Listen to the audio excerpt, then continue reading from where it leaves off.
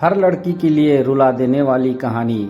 कोई भी लड़की की सुंदरता उसके चेहरे से ज्यादा दिल की होती है। अशोक भाई ने घर में पैर रखा। अरे सुनती हो? आवाज सुनते ही अशोक भाई की पत्नी हाथ में पानी का गिलास लेकर बाहर आई और बोली, अपनी बेटी का रिश्ता आया है।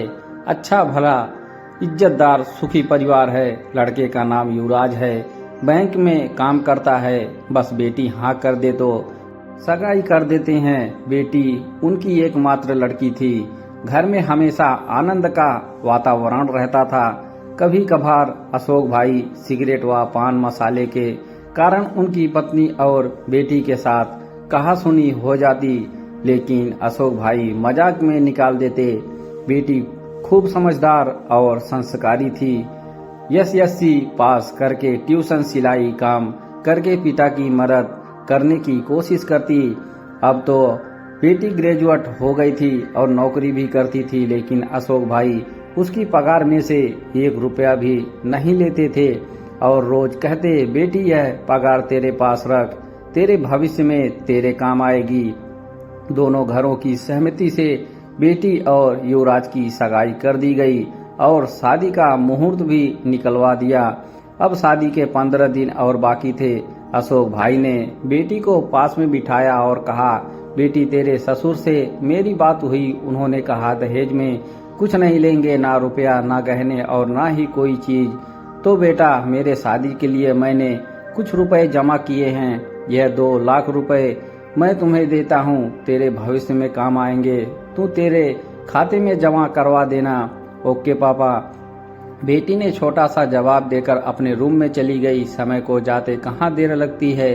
शुभ दिन बारात आंगन में आई। पंडित जी ने चौरी में विवाह विधि शुरू की।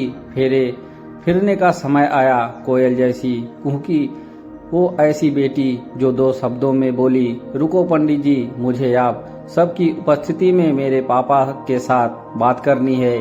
पापा आपने मुझे लाड प्यार से बड़ा किया, पढ़ाया लिखाया, खूब प्रेम दिया। इसका कर्ज तो चुका नहीं सकती, लेकिन युवराज और मेरे ससुर जी की सहमति से आपने दिया 2 लाख रुपए का चेक मैं वापस देती हूँ। इन रुपयों से मेरी शादी के लिए हुए उधार पैसे वापस देना और दूसरा चेक 3 लाख का जो मैंने अपनी पगार में से बचत की है, जब आप रिटायर हो जाएंगे तो आपके काम आएंगे। मैं नहीं चाहती कि आपको बुढ़ापे में आपको किसी के आगे हाथ फैलाना पड़े।